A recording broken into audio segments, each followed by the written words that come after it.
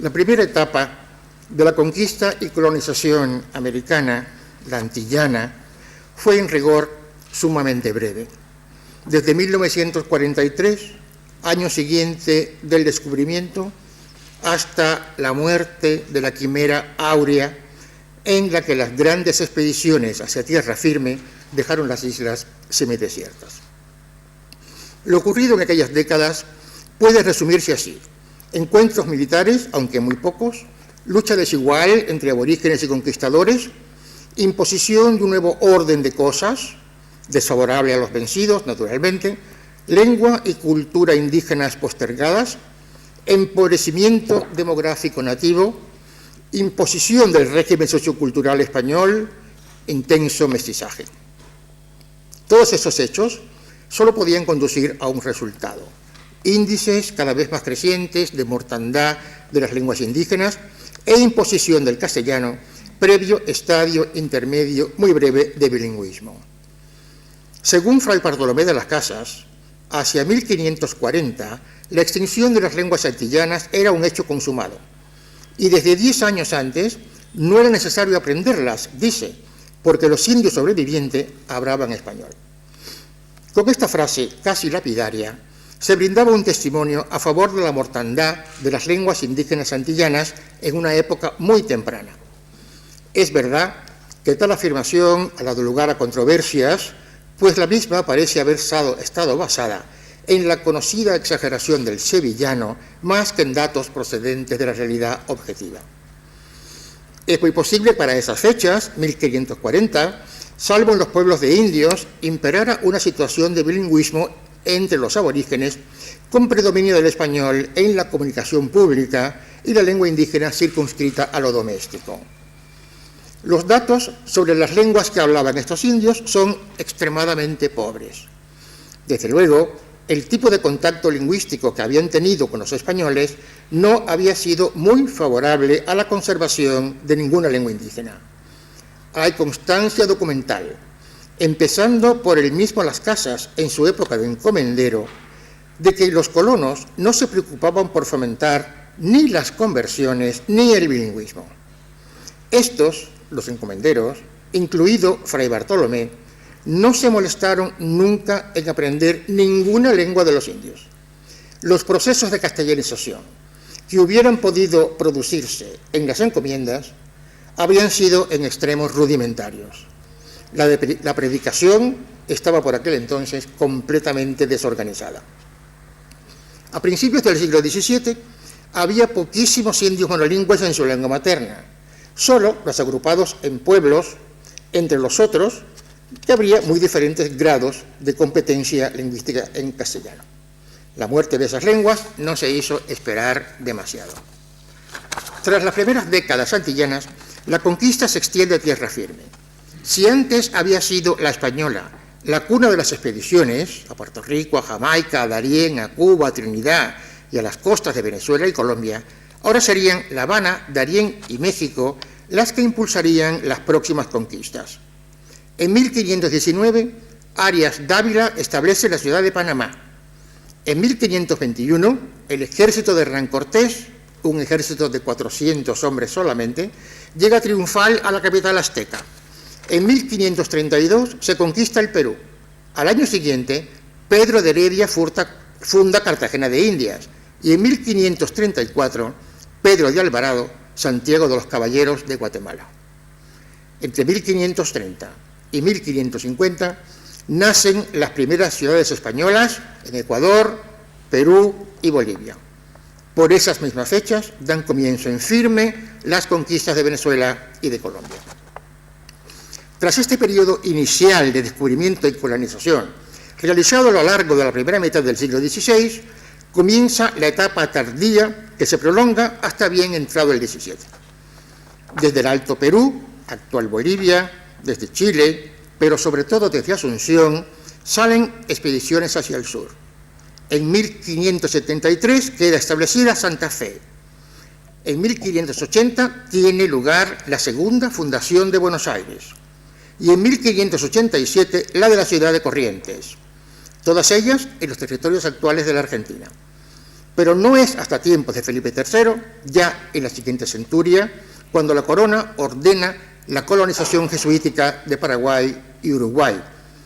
Y habrá que esperar casi hasta finales del siglo para que las huestes españolas lograran sojuzgar tras feroz y prolongada guerra a los indómitos araucanos, le hace hoy mapuches de Chile naturalmente.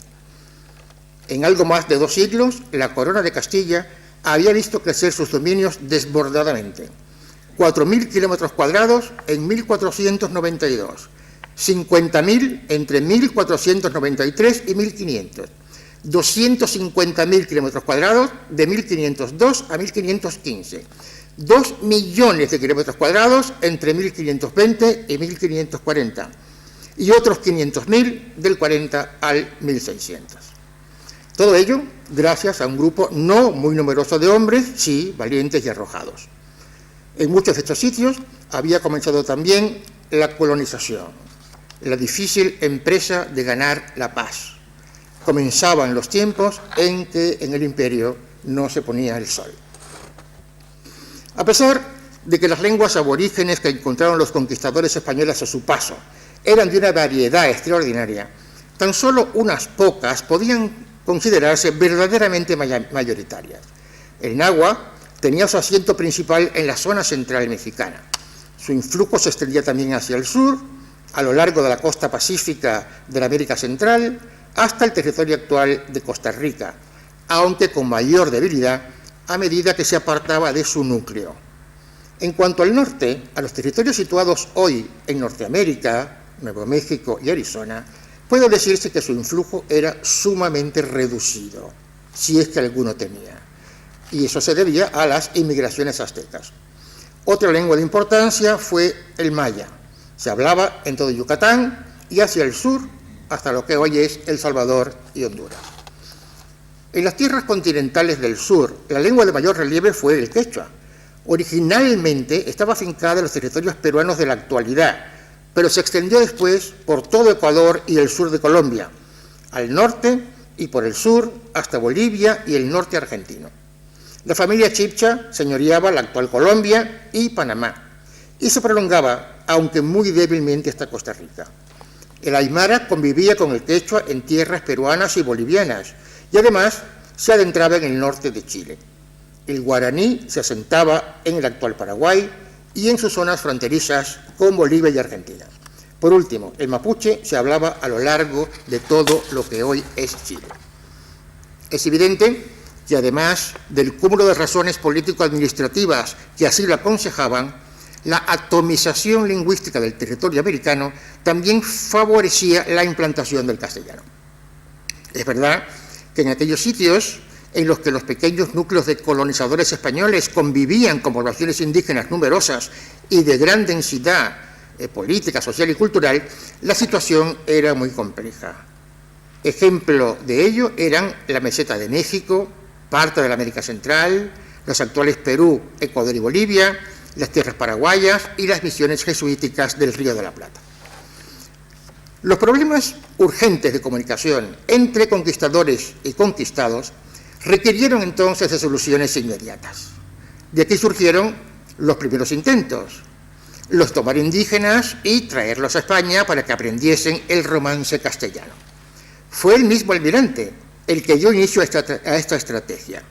Esa gestión suya y la de otros quedó refrendada en 1526 en unas ordenanzas reales que permitían tomar indios cautivos en cada descubrimiento, 1 o 2, para que sirvieran después de lenguas, es decir, de intérpretes. El otro sistema, muy lejos de estar programado, era la convivencia obligada con los indios de algunos prisioneros o náufragos españoles. Como esta podía durar varios años, los expedicionarios aprendían bien la lengua indígena, algunos con notable perfección. Tanto el indio intérprete como los españoles, que también eran lenguas, estuvieron presentes en toda la primera etapa de la conquista.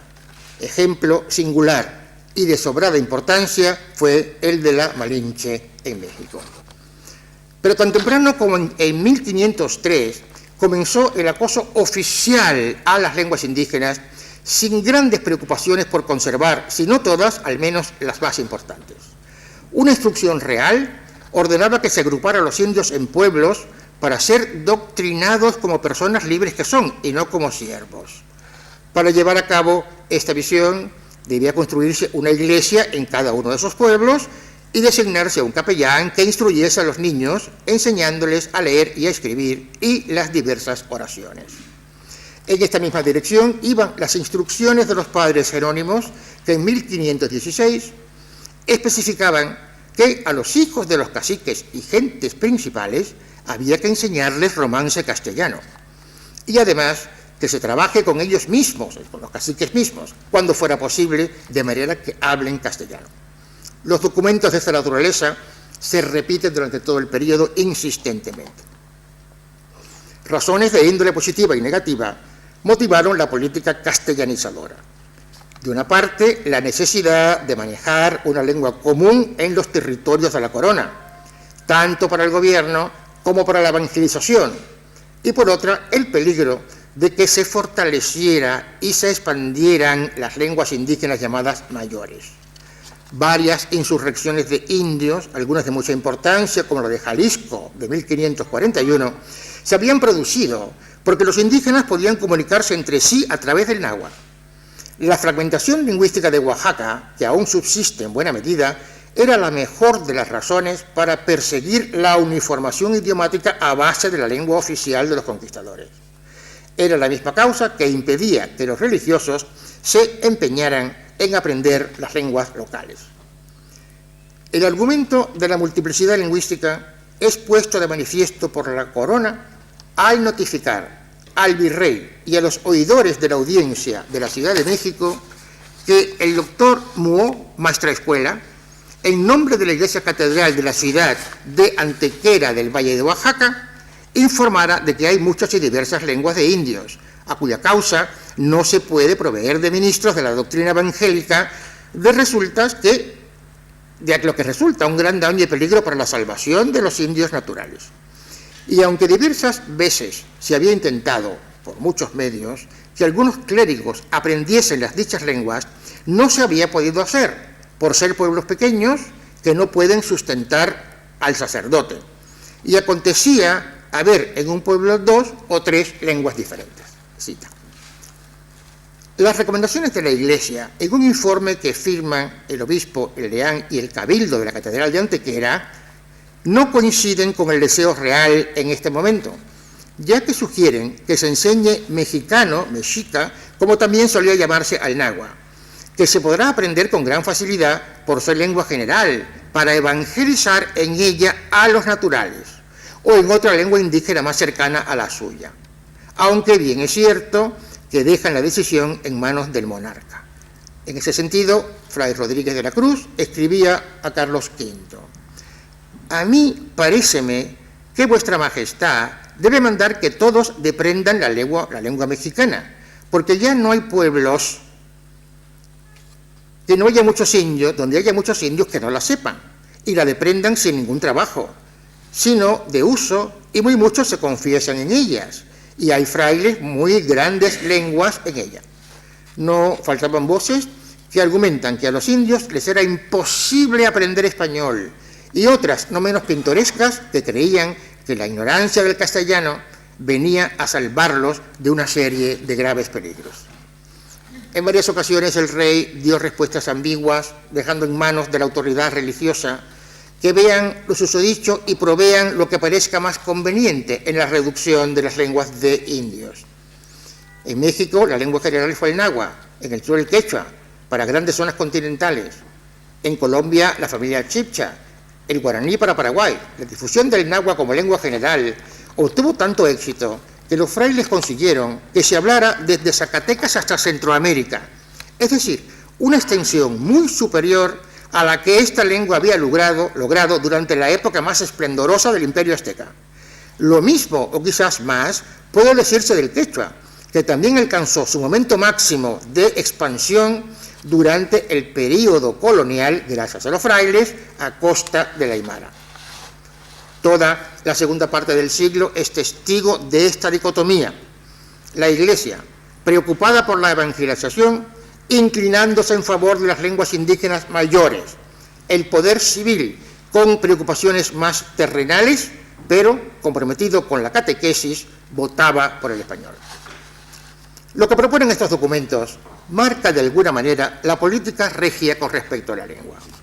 Son ideas, sugerencias y hasta disposiciones que se repiten a lo largo de todo el siglo XVI. La perspectiva general de esa época puede resumirse en 3 puntos. Primero, creación de escuelas para que los niños indios aprendan español. 2, reducción de la diversidad de lenguas a la más general de cada provincia. Y 3, conocimiento de lenguas indígenas por los catequistas. Este parecía ser el orden de preferencia de la corona. Insisto en parecía ser el orden de preferencia de la corona. Insistencia en la castellanización como medida a largo plazo. Es cierto que hubo puntos intermedios. Unas instituciones reales entregadas a Damián de Mendoza recomendaban que es muy importante que, entre tanto que ellos sepan nuestra lengua, que los religiosos y eclesiásticos se apliquen en saber su lengua y para ello la reduzcan a algunas artes y manera fácil como se pueda aprender. Muchos de ellos siguieron con puntualidad este último deseo de la corona y junto con sus gramáticas y artes escribieron una de las más importantes páginas de la historia lingüística amerindia. Pero el deseo real, que en todo caso veía el uso de lenguas indígenas como una solución transitoria, no siempre fue seguido por las órdenes religiosas, en particular en aquellas tierras en que se manejaba una lengua indígena general. En estos casos se prefería adoctrinar a los niños en su propia lengua, en detrimento de la castellanización. Así lo había determinado en 1585 el Tercer Concilio Provincial de México, que la enseñanza de la doctrina no se haga ni en latín ni en castellano, sino en las lenguas indígenas. Y así se hacía en muchísimos lugares. Repárese en la actividad desplegada en Yucatán por los padres franciscanos. Los padres recogieron los hijos pequeños de los señores y los pusieron a vivir en casas que cada pueblo hacía para los suyos alrededor de los monasterios. Allí estaban todos juntos los de cada lugar, sin padres ni parientes, que acudían solo para traerles de comer. La catequesis se hacía en maya y, según los informes de que disponemos, alcanzaban tanto éxito que los niños pedían el bautismo con mucha devoción y hasta rompían los ídolos de sus padres denunciándolos a los frailes. Fray Diego de Landa nos dice que los niños aprendían a leer y a escribir en maya siguiendo la gramática famosa además de Fray Luis de Villapando, y que los padres de los niños cooperaban de muy buen grado enviando a sus hijos, una vez que habían comprobado que la intención de los frailes no era esclavizarlos. Los documentos hablan de una castellanización lenta y azarosa que, a pesar de las escuelas y de otros recursos inexistentes en las Antillas, contrastaba con el éxito alcanzado en las islas. El éxito moderado, corto, pero éxito. Y lo que es muy interesante, la castellanización triunfaba entre los hijos de los caciques y otras dignidades indígenas que adquirían la lengua de los dominadores en los centros urbanos de entonces, rodeados de hispanohablantes en una especie de técnica de inmersión. Marcan hitos significativos en la historia el Colegio de Santa Cruz de Tlatelolco, de 1936, en la Nueva España, y el de San Francisco de Borja, creado inmediatamente después de la conquista del Cusco, ambos para indios nobles, cuando aún no existían instituciones paralelas para españoles y sus descendientes blancos. Los de a pie, por el contrario, solían ser alfabetizados en una de las lenguas indígenas de mayor extensión. Comenzaba así a producirse una interesante situación discriminatoria que duraría, aunque menos drásticamente, hasta nuestros días. Aunque hay estudios que interpretan que la expulsión de casi 3.000 jesuitas de América en 1767 era la primera gran medida tomada contra las lenguas indígenas, es necesario esperar a 1770 con Carlos III para que veamos triunfar definitivamente en los papeles a los juristas sobre los teólogos.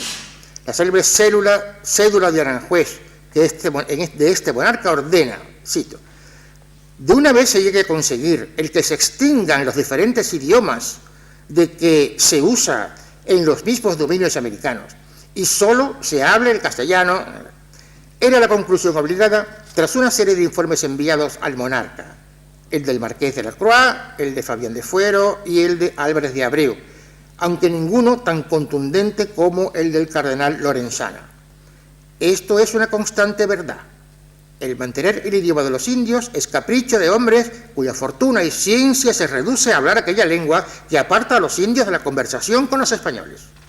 Es arbitrio perjudicial para separar a los naturales de unos pueblos de otros por diversidad de lenguas.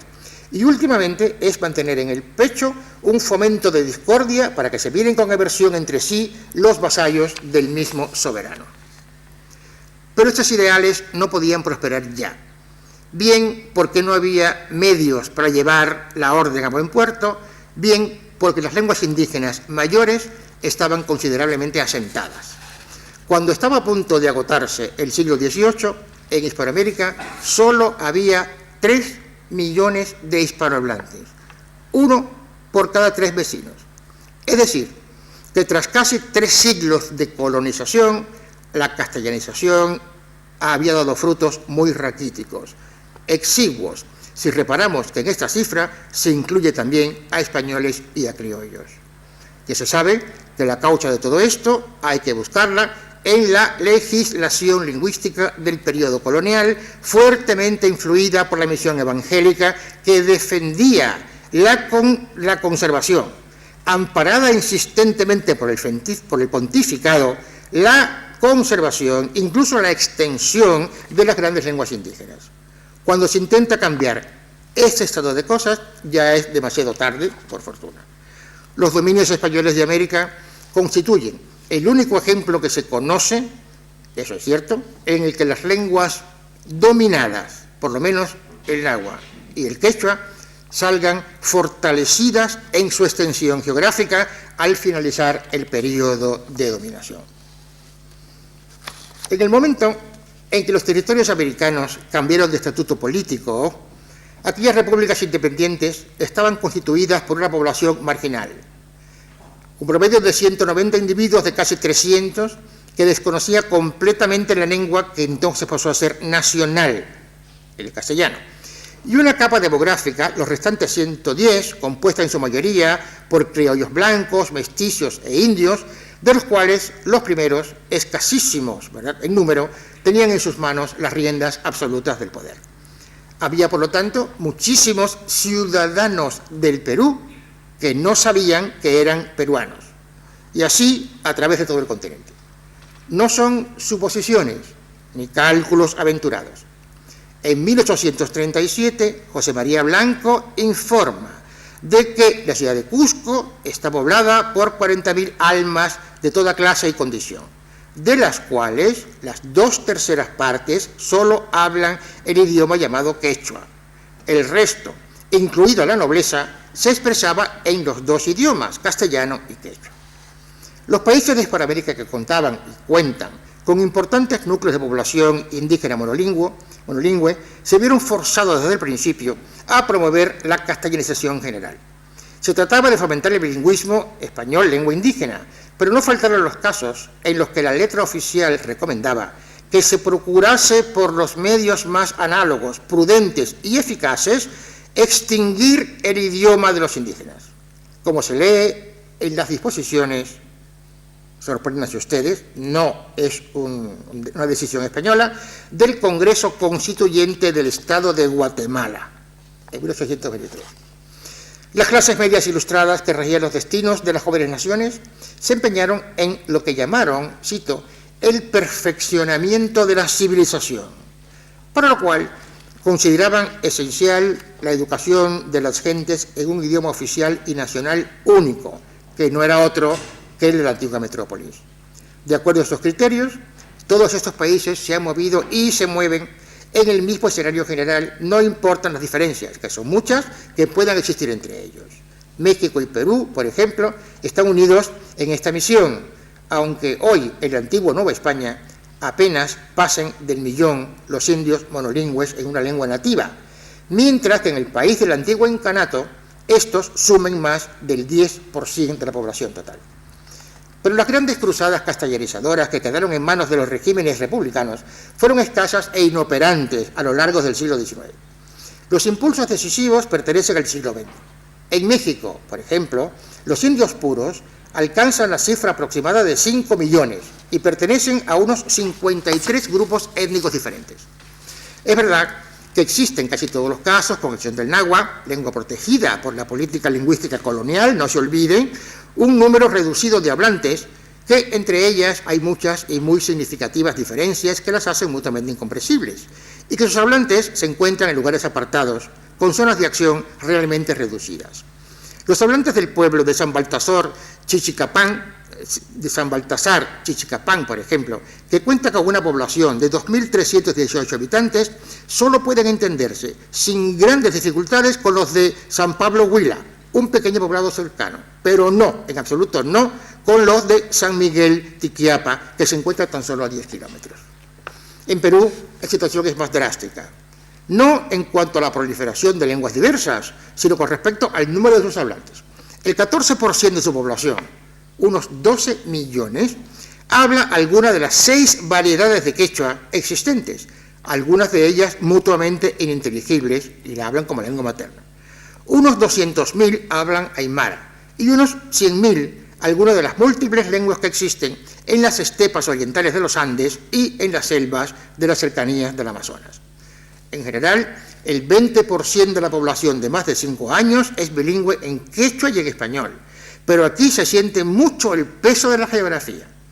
En el departamento de Ayacucho, el quechua es la lengua materna, si bien no la única, del 95% de sus naturales.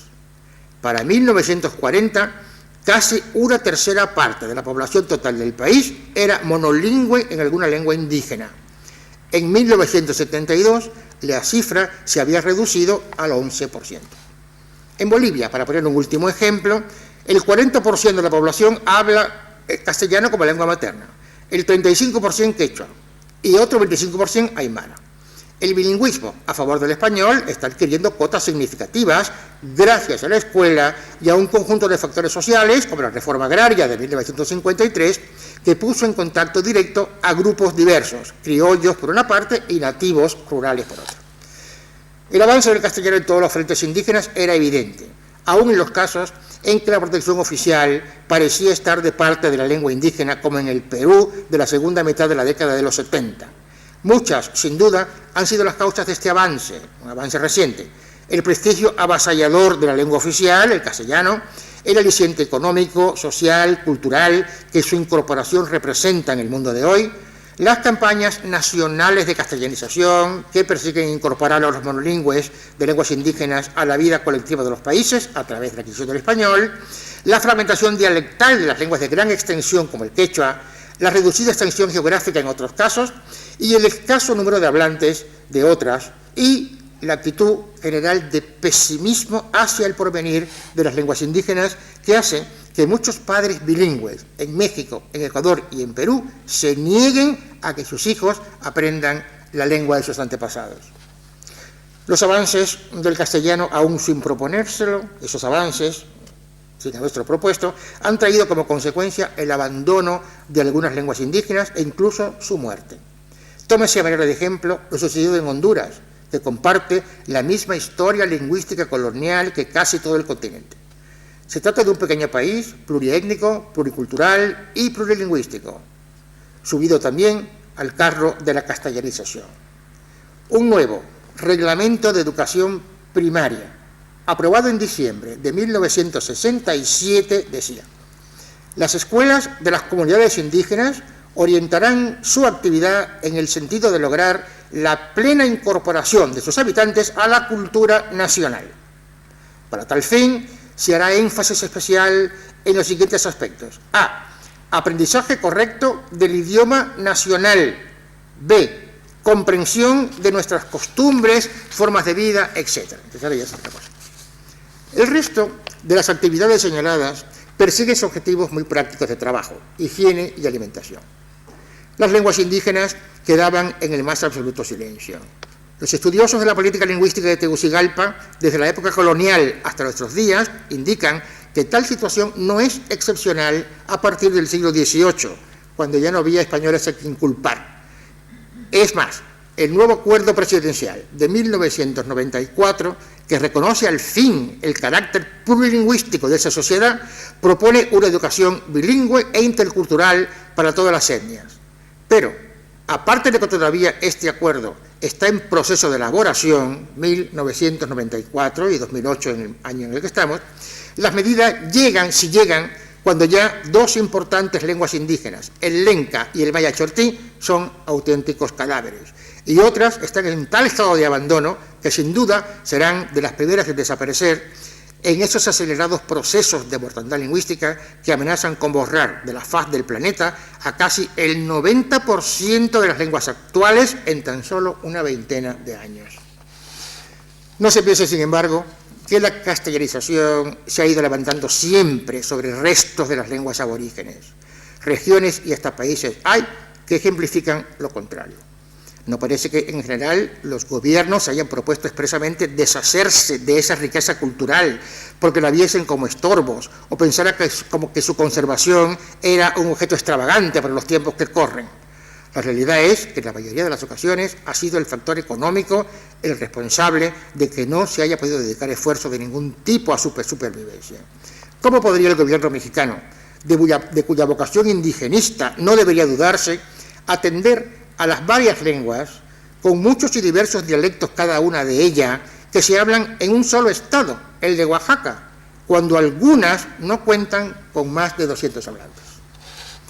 Aunque no tenemos estudios generales recientes sobre estos procesos en Hispanoamérica, los ya efectuados, que entre otras cosas nos dejan ver la polémica situación mexicana, dividida tajantemente en dos, dan indicios claros de que se trata de procesos triunfales, aunque no siempre ejemplares. Casi en todas partes, las gestiones gubernamentales de carácter docente se han visto apoyadas por las actitudes positivas de los aprendices y además respaldadas por la actividad cotidiana en auténticas políticas caseras de inmersión lingüística. Todas estas circunstancias han sido responsables de la situación actual de las lenguas indígenas de la América hispánica. De un total de 271, de las que pueden ser documentadas suficientemente, de las más de 1000 lenguas supuestamente existentes a la llegada de los españoles, las lenguas vigentes, es decir, las habladas por 1 millón de individuos o más, y que poseen sistema escriturario y cuentan con medios de difusión, solo existen 4. El zapoteco en Oaxaca, México, el aymara, distribuido entre Perú y Bolivia, norte de Chile y Argentina, el guaraní, hablado especialmente en Paraguay y en pequeñas zonas bolivianas y argentinas, y el quechua o quichua en Ecuador, distribuido por Perú, Ecuador, Bolivia y zonas norteñas, chilenas y argentinas. Las catalogadas como lenguas resistentes, aquellas que son habladas por entre 1.100.000 sujetos, pero que carecen de grandes posibilidades de difusión y no tienen sistema escriturario, son 22. De ellas, 11 viven en territorio mexicano, 8 en diferentes lugares de Centroamérica, 3 en suelo suramericano. El grueso de estas lenguas, que son un total de 245, es decir, el 90,4 de esas lenguas, se encuentran catalogadas como declinantes u obsolescentes. Las primeras son habladas por entre 100.000 y 10.000 individuos y cuentan con muy pocos hablantes monolingües en esa lengua. Son 19 en México, 18 en América Central y 17 en América del Sur. El impresionante porcentaje de las lenguas indígenas obsolescentes, las que cuentan con menos de 10.000 hablantes, no tienen sistema escriturario y no tienen acceso a medios de comunicación, que son el 70,5 de todas ellas, indica que dentro de muy pocos años, quizás muy pocos, ya sean lenguas absolutamente inexistentes. Las reivindicaciones indígenas constituyen una página de máximo interés, pero no han resultado ni contundentes ni exitosas, ni los casos en que éstas han emanado del poder constituido, ni los otros nacidos al calor intelectual o popular, cuando no simplemente política. Solo 2 lenguas indígenas han alcanzado el estatus de lengua cooficial, el guaraní en Paraguay y el quechua en el Perú. Pero ambas historias son muy diferentes. En Paraguay, tras una historia republicana llena de altibajos, por fin en la Constitución de 1967, ayer, se concede carácter nacional a esta lengua. Los idiomas nacionales desde la Constitución de la República son el guaraní y el español. Será de uso oficial el español. artículo 5. Más adelante, esa misma Constitución, el artículo 92, especifica que el Estado fomentará la cultura en todas sus manifestaciones, protegerá la lengua guaraní y promoverá su enseñanza, evolución y perfeccionamiento. Y así fue. Se introdujo la enseñanza del guaraní en el sistema escolar, lo que conllevó la necesidad de formar maestros en esa especialidad y se fomentó la investigación sobre dicha lengua.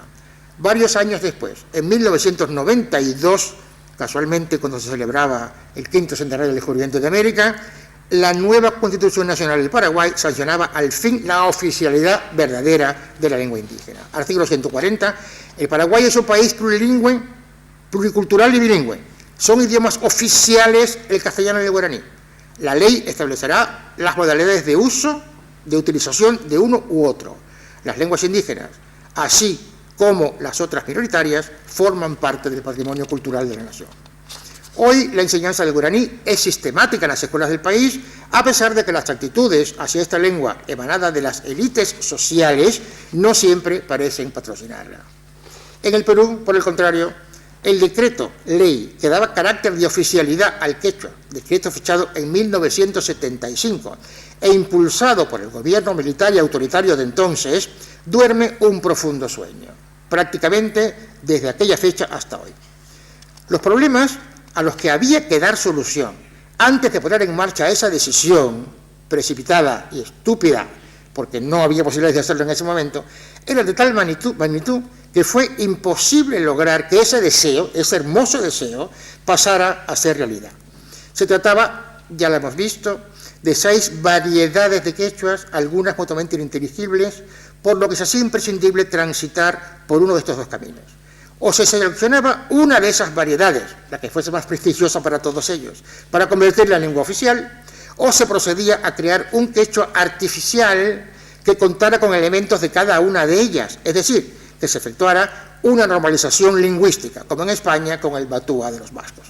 Nada de ello fue posible, por lo que el famoso decreto quedó en papel mojado.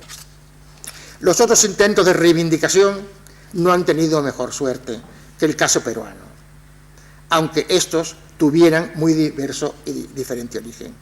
Los movimientos indianistas que persiguen también la recuperación de estas lenguas, de sus lenguas, existen desde 1930 y no han cesado, como demuestran las aparatosas revueltas bolivianas de los últimos meses, pasando por la curiosa cadena de episodios protagonizada por el famoso subcomandante Marcos en Chiapas y en el resto de México.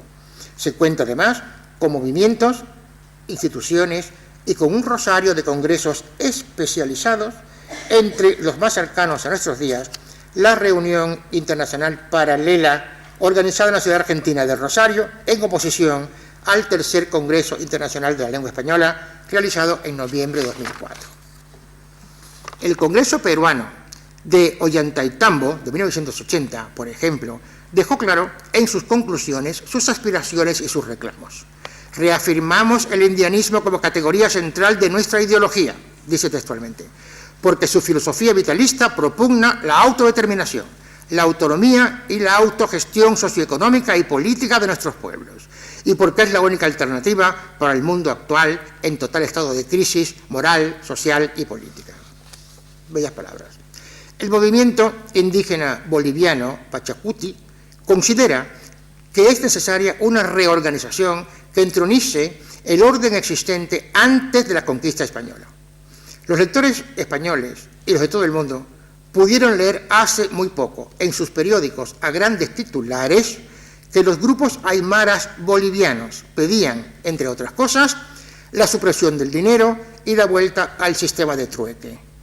Se comprende que tales ingenuidades no hayan otorgado respeto alguno a estos movimientos. Pero además, los extraños tintes políticos, las no pocas ambiciones personales y un conjunto de razones más palpables, entre los que sobresale el indiscutible prestigio cultural y económico del castellano dentro de muchas comunidades indígenas, no han permitido hasta la fecha ningún triunfo rutilante. Tras largos años, siglos de convivencia, si bien es verdad que en situación de inferioridad, ¿qué es lo que queda de las lenguas indígenas en el castellano hablado hoy en Hispanoamérica? Tomemos el vocabulario, por ejemplo, el nivel de lengua más fácilmente vulnerable por el contacto lingüístico. El Diccionario de Aztequismos, de Cecilio Robelo, consigna en sus páginas 1.500 aztequismos. Lisandro Alvarado, en su glosario de voces indígenas de Venezuela, da 1.700 entradas léxicas. Y en Puerto Rico, donde la lengua indígena desapareció muy temprano, Luis Hernández Aquino recoge en su Diccionario de voces indígenas casi 300 voces. Las cifras ya de por sí son enjutas, pero con todo dan la sensación de una pervivencia acusada de los indigenismos en el español hablado en la actualidad, que supera ciertamente los límites de lo testimonial. Es verdad que estos lexicógrafos han actuado movidos por un fin común, la exhaustividad, y que sus recuentos no se han detenido ni en lo cronológico, ni en lo geográfico, ni en lo fósil. Que para ellos la mortandad léxica no existe, la dispersión diatópica es simple asunto de geografía y un topónimo vale tanto como una palabra viva. De ahí que tales macroestructuras lexicográficas estén compuestas con términos arrancados de las páginas de los cronistas, aunque después hayan desaparecido sin dejar la menor huella, con palabras de uso reducidísimo, a veces a una comarca, a un valle, a una aldea, y con centenares de términos que son topónimos, antropónimos y gentilicios, que no es vocabulario vivo, sino fósil, como todos sabemos. Si estos últimos desaparecieran del inventario puertorriqueño de Hernández Aquino, su lista bajaría de 300 a 174 términos, casi un 50%. Pero investigaciones léxico-estadísticas recientes han puntualizado más. En México, de los 1.500 aztequismos de Robelo, solo 160 entradas fueron reconocidas por los miembros de un equipo de investigadores mexicanos que se disponía a comprobar sus índices de uso en la norma léxico de la Ciudad de México. Aunando todos los esfuerzos posibles, llegaron a reconocer unos 250, entre los que estaban incluidos, naturalmente, términos como chocolate, aguacate, tomate, chilo, etc., incorporados todos al español general y aún a otras muchas lenguas. El equipo revisó un corpus general de 4.600.000 palabras, producto de la suma de dos córporas, uno oral y otro escrito, ambos de igual tamaño. En el examen aparecieron 3.384 términos de origen indígena, pero entre ellos solo se encontraron 238 raíces diferentes. Luego, en la Ciudad de México, ese gigantesco conglomerado demográfico, integrado por gentes procedentes de todo el país, las palabras indígenas constituyen, es una investigación de 1969, menos del 1% del caudal léxico común en ese país, que es, en lo esencial, la gran cantidad de origen patrimonial hispánico. O lo que es lo mismo, es necesario que un mexicano, en términos estadísticos, use casi 1.000 palabras españolas para escuchar de su boca un solo indigenismo. En una pequeña cala hecha entre hablantes habaneros, los indigenismos, en un conjunto de 39.695 vocablos diferentes, sacados de un universo de casi 100.000 palabras, fueron 11, es decir, el 0,03%, entre ellos aguacate, canoa, hamaca, maíz y tomate, que pertenecen al español general desde el siglo XVI.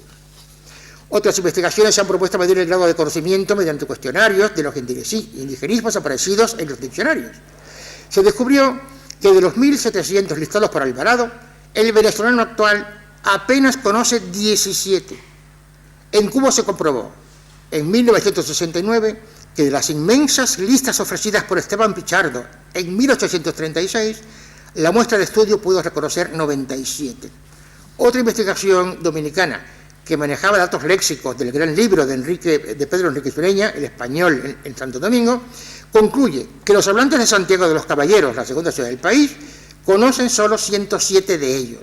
Y en Puerto Rico se ha llegado a la conclusión de que de los indigenismos que aparecen en las páginas del diccionario de Hernández Aquino, solo son 100 los que realmente pertenecen a la norma léxica isleña, aunque con muy diferente intensidad de uso. En lo que respecta a aspectos gramaticales y fonológicos, ha pervivido cierta confusión.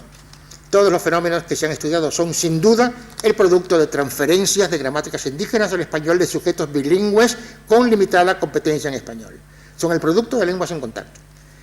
Es lo que sucede, por ejemplo, con el transitado fenómeno de reducción del sistema vocálico español a 3 puntos, I, A, U, por influjo del quechua. Conviene subrayar que es fenómeno que se da en hablantes bilingües del altiplano ecuatoriano y peruano, nada que haya permeado el español general de esas zonas ni el de los hablantes bilingües equilibrados. Al margen del vocabulario, las influencias indígenas no aciertan a explicar ninguno de los fenómenos del español americano. Hoy, después de muchos años, después de muchos siglos, algunos países han empezado a tomar conciencia de la riqueza cultural que significan sus lenguas aborígenes, pero solo que esta actitud parece haber llegado demasiado tarde, cuando su mortandad está a punto de concluir. Desde un punto de vista cultural y humano, esta es una auténtica lástima. Muchas gracias.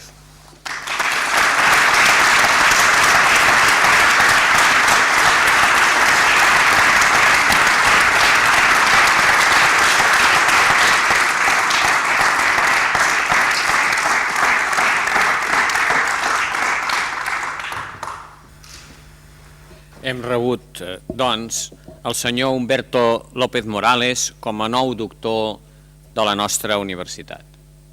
La seva vàlua en l'àmbit de la lingüística i de la crítica literària i la seva exemplar trajectòria com a docent, investigador i divulgador ja han estat posades en relleu brillantment per la doctora Maria Àngels Calero. No obstant això, em permetran que en aquestes paraules de cloenda reiteri algunes de les qualitats i mèrits del nostre doctor. El professor López Morales representa en el món hispànic una de les línies més avançades dels estudis sobre la llengua, la sociolingüística. Des d'aquesta ciència ha obert camins en diferents àmbits, com ara en la disponibilitat lèxica, que intenta determinar quins són els termes que la ment posa a la nostra disposició quan tractem un tema concret, una qüestió de gran rellevància quan cal plantejar-se l'adquisició i l'ensenyament d'una llengua, tant si és materna com si no. Com a bon mestre i excel·lent universitari, el doctor Humberto López Morales ha sabut crear escola i formar deixebles en nombrosos països, no solament de parla hispana, i ha promogut i animat el contacte i la col·laboració fructífera entre investigadors i entre universitats i centres de recerca. Com a especialista que és de llengua espanyola, com a hispanoamericà que és de naixement, home viatger i constantment interessat pel codi o codis que fem anar per pensar, per parlar i per escriure, no ens ha d'estranyar que hagi esdevingut una referència mundial de l'espanyol americà i de les llengües ameríndides. Aquest reconeixement universal explica que sigui membre numerari, corresponent o honorari de 14 acadèmies de la llengua espanyola, des dels Estats Units fins a Terra del Foc, des d'Espanya fins a les Filipines, i que l'any 1994 fos escollit per unanimitat secretari general de la Comissió Permanent de l'Associació d'Acadèmies de la Llengua Espanyola, càrrec que encara deté. Des d'aquesta responsabilitat ha aconseguit donar un gran impuls al treball coordinat de les diferents acadèmies, amb consensos molt útils per al manteniment de la unitat bàsica de l'espanyol, però sense deixar de reconèixer les varietats internes. La plasmació d'aquests consensos, que han arraconat la tradicional hegemonia de la Real Acadèmia Espanyola, es veu en la consideració de les acadèmies com a coautores de totes les obres publicades des de 1999, any en què va veure la llum l'ortografia de la llengua espanyola, fins a l'aparició de la Nueva Gramàtica de la Llengua Espanyola del 2007, passant pel Diccionario Panhispánico de Dudas del 2005. Com hem destacat anteriorment, al llarg de la seva fecunda trajectòria científica, el doctor López Morales ha sabut compaginar els seus deures de docent universitari amb una generosa col·laboració com a professor visitant en diverses universitats de 28 països, entre els quals el nostre.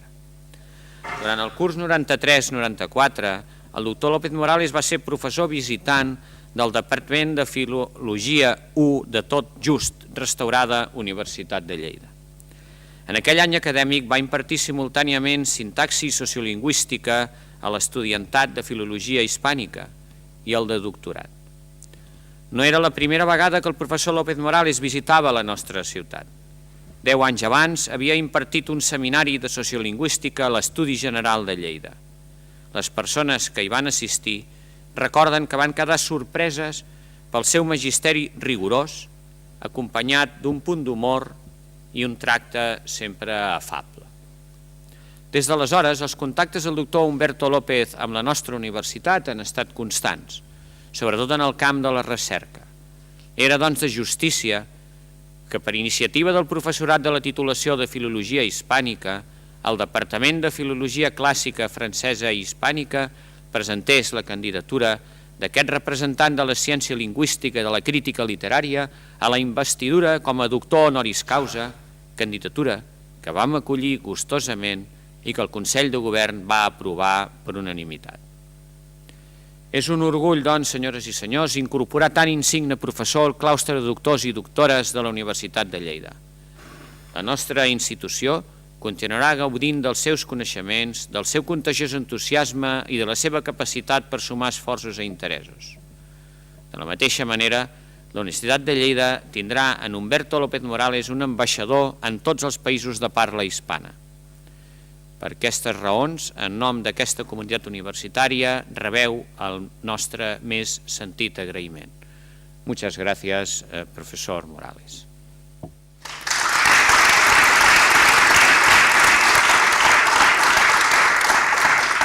Ara prego a tots que ens posem dempeus per participar en el cant del Gaudeamus Igitur.